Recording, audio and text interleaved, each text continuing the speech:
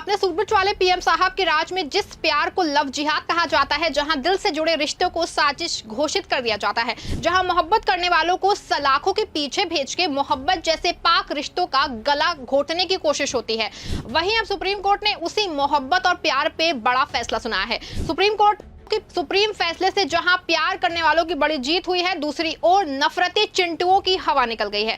प्यार पर पहरे बिछाने और प्यार को रोकने के लिए कानून का सहारा लेकर प्रताड़ित करने का मंसूबा एक झटके में फेल हो गया है। सुप्रीम कोर्ट ने प्यार और लव जिहाद को लेकर के क्या कुछ कहा है और कैसे प्यार करने वालों की बड़ी जीत हुई है, सुप्रीम कोर्ट का फैसला क्या है, सब कुछ मैं आपको अपनी इस रिपोर्ट में बताने वाली हूँ। साथ ही इस पर भी चर्चा करेंगे कि कैसे प्यार को कानून के सहारे रोकने का मंसूबा अपने पीएम साहब के करीबियों का फेल हो गया है। नमस्कार, आप देखना शुरू कर चुके हैं 4 PM और मैं हूं आपके साथ सिमरन। दोस्तों, सबसे पहले बात करते हैं सुप्रीम कोर्ट के उस फैसले की जिसने नफरत के ठेकेदारों को करारा तमाचा मारा है। खबर देखिए, खबर मौजूद है। हिंदू महिला से शादी करने के लिए जेल में नहीं रख सकते, सुप्रीम कोर्ट ने मुस्लिम युवक को दी जमानत। खबर की हेडलाइन से ही साफ है ना कि प्यार में कोई धर्म और जाति की दीवार नहीं है। आपको बता दें कि उत्तराखंड के एक मामले में एक मुस्लिम युवक को जमानत देते हुए सुप्रीम कोर्ट ने साफ कहा कि अगर दो बालिग लोग, चाहे वो हिंदू हो, मुस्लिम हो या किसी और धर्म के, आपसी सहमति से शादी करते हैं या साथ रहते हैं, तो कोई भी, चाहे वो सरकार हो, पुलिस हो या समाज के तथाकथित रक्षक, उनकी आजादी में दखल जो है वो नहीं दे सकते हैं। ये पूरा मामला जो है उत्तराखंड के देहरादून का है, जहाँ एक मुस्लिम युवक और एक हिंदू लड़की ने आपसी सहमति से शादी की, लेकिन उत्तराखंड पुलिस ने धर्म परिवर्तन रोकथाम कानून के तहत युवक को हथकड़ी पहना दी। लड़की के परिवार और कुछ कट्टरपंथी संगठनों ने इसे लव जिहाद का तगमा दे दिया, लेकिन सुप्रीम कोर्ट ने सबकी जो है हेकड़ी निकालते हुए कहा कि संविधान के अनुच्छेद 21 के तहत हर व्यक्ति को अपनी मर्जी से जीवन साथी चुनने का हक है। दोस्तों, ऐसे में साफ है कि ये फैसला सिर्फ एक जोड़े की जीत नहीं है, ये भारत के संविधान की जीत है, जो कहता है कि प्यार आजादी है और निजता का हक हर नागरिक का अधिकार है। सुप्रीम कोर्ट ने यह भी कहा कि लव जिहाद जैसे शब्दों का इस्तेमाल जो है सिर्फ नफरत फैलाने के लिए किया जाता है और इसका कोई कानूनी आधार नहीं है। लेकिन सवाल यह है कि जब सुप्रीम कोर्ट बार बार ऐसे फैसले दे रहा है, तो फिर उत्तराखंड और उत्तर प्रदेश जैसी सरकारें और क्यों बार बार ऐसे कानून ला रही है जो प्यार को जंजीरों में जकड़ने की कोशिश करते हैं। चलिए अब इस सियासत के पीछे छिपी साजिश को समझने का प्रयास करते हैं। उत्तराखंड, जिसे देवभूमि कहा जाता है, वहां की सरकार ने 2018 में उत्तराखंड धार्मिक स्वतंत्रता अधिनियम लाई और अब 2024 में समान नागरिक संहिता के नाम पे एक और कानून लागू किया गया।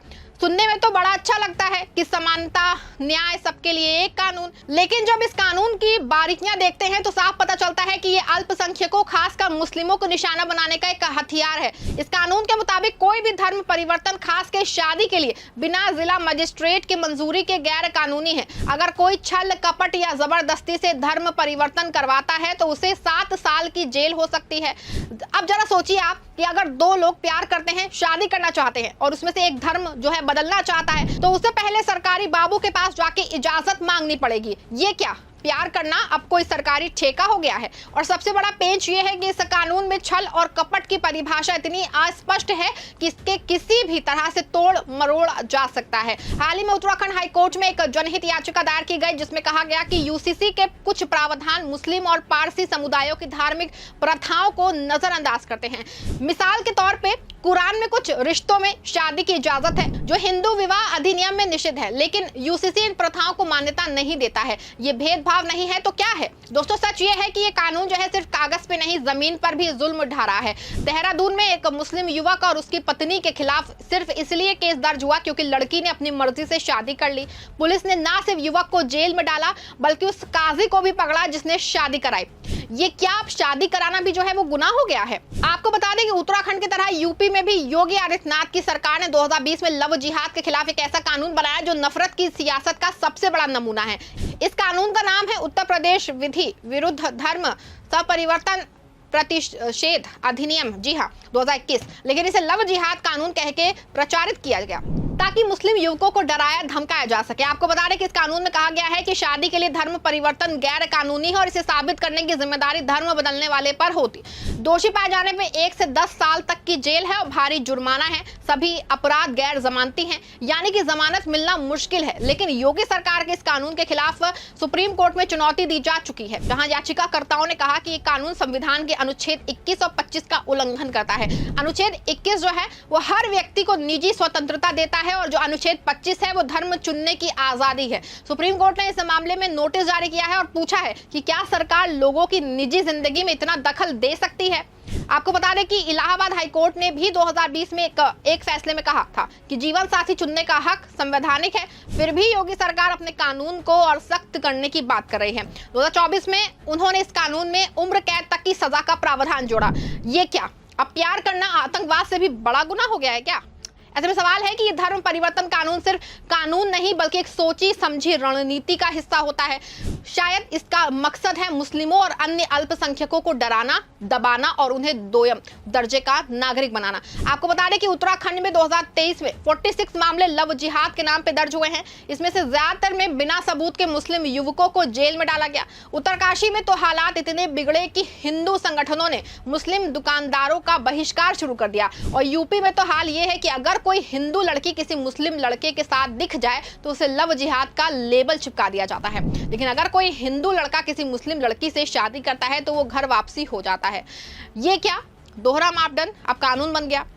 इन कानूनों का सबसे खतरनाक नतीजा ये है कि समाज में नफरत का जहर घोल रहे हैं। मुस्लिम समुदाय के खिलाफ गुस्सा भड़काया जा रहा है और सांप्रदायिक सद्भाव को खतरा पैदा हो रहा है। सुप्रीम कोर्ट ने बार बार कहा है कि लव जिहाद जैसे शब्दों का कोई कानूनी आधार नहीं, फिर भी सरकारें और कट्टरपंथी संगठन इसे हथियार की तरह इस्तेमाल कर रहे हैं। दोस्तों, ऐसे में जब सियासत नफरत की राह पे चल पड़ी है तब सुप्रीम कोर्ट ही वो दिया है जो संविधान की रोशनी दिखाता है। इस मामले में भी सुप्रीम कोर्ट ने ना सिर्फ मुस्लिम युवक को जमानत दी है बल्कि सरकारों को आईना दिखाना कि तुम्हारी मनमानी जो है वो नहीं चलेगी। बता रहे आपको 2018 में हादिया केस में सुप्रीम कोर्ट ने कहा था कि एक बालिग महिला को अपनी मर्जी से शादी करने का हक है। 2020 में इलाहाबाद हाईकोर्ट ने भी यही बात दोहराई और अब उत्तराखंड के इस मामले में सुप्रीम कोर्ट ने साफ कर दिया है कि लव जिहाद जैसे शब्द नफरत की सियासत का हिस्सा है और इसका संविधान में कोई स्थान नहीं है। लेकिन सवाल यह है कि क्या सरकार जो है वो सुप्रीम कोर्ट की बात मानेंगी या फिर वो नफरत की सियासत को और ऐसे हवा देती रहेंगी।